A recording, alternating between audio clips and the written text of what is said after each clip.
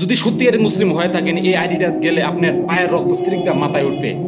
আর আস্তাগফিরুল্লাহ পড়তে পড়তে আপনি হরান হবেন। আমি তো খালি আস্তাগফিরুল্লাহ পড়ছি, আস্তাগফিরুল্লাহ আস্তাগফিরুল্লাহ আস্তাগফিরুল্লাহ।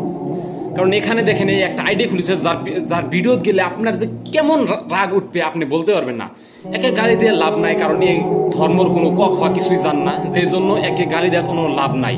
যদি হিন্দু ভাইরা দেখো ভিডিওটা, তাদের উদ্দেশ্য আমি কথাটা বলবো, তোমরা যেভাবে ধর্মকে গালি দাও আমরা এইভাবে গালি দেব না। কারণ আমরা গালিটা কাকে দেবো, কার জন্য দেবো? আল্লাহ তাআলার জন্য। কারণ আল্লাহ তাআলা আমাদেরকে বলে দিয়েছে, একটা ইংলিশ আমি পড়েছি আপনাদেরকে, আমি শুনে দেই যে আল্লাহ পাক এটা বলে দিয়েছে, আমি হাদিস থেকে বের করেছি, there shall be no compulsion in acceptance of the religion.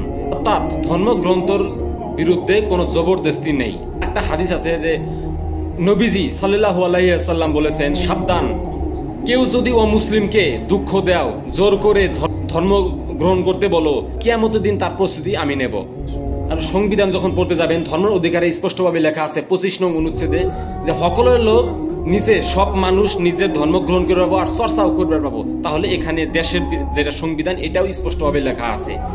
আর হিন্দুদেরকে বলি, হিন্দু ভাইদেরকে বলি যে তোমাদের হয়তো তোমরা যাকে মানো বেদ, তোমরা বেদ মানো, তোমাদের বেদ এটা হয়তো বলে নাই যে মুসলমানকে গালি দাও, একে গালি দাও, এটা বলে নাই। তাহলে কি জন্য দাও? আর দিয়ে বা কি করবে? আমাকে গালি দিবা? হ্যাঁ, আমাকে গালি দিল, আল্লাহ এটা বলিস না, আল্লাহ এগুলা বলতে মানা করছে আমাদেরকে, কিচ্ছু করতে পারবে না। এখানে যে আমাদের লেখা দিলের মধ্যে যে আছে না আল্লাহু আকবার, লা ইলাহা ইল্লাল্লাহু মুহাম্মাদুর রাসূলুল্লাহ, এটা আমাদেরকে কেউ কিছু করতে পারবে না। কারণ এটা আমাদের মেন প্রিয় ভালোবাসা। আর তোমাদের ভিতরে যেটা আছে এটা আমরা জোর করে নিতে পারবো না।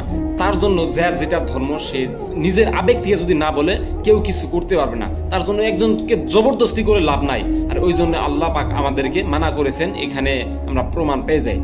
তার জন্য এখানে এই গাধা যে গাধাটা এই ভিডিওটা বানাইছে, আল্লাহ পাক যাতে তার মুখে গজব আযাব নামিয়ে দেয়, তার জন্য দোয়া করি।